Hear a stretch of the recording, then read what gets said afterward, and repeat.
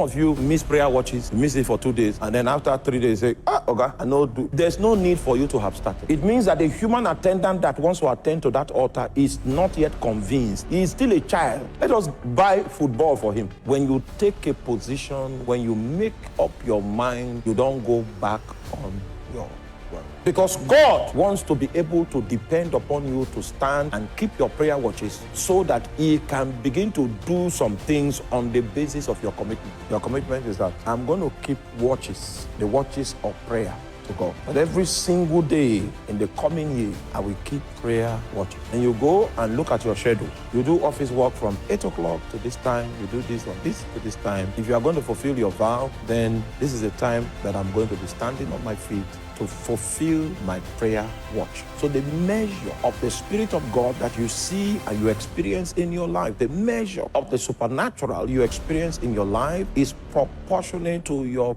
prayer input, is directly proportionate to your prayer input. A man that must advance an altar must have a vow. You come up with that decision. By transacting with him using a vow, your fidelity is required. You don't go back on that. And I'm not saying that there is no possibility of you missing one of those your prayer watch. There is a great possibility that you miss your prayer watch if you are still learning. But what you will not do is that you will not abandon your commitment.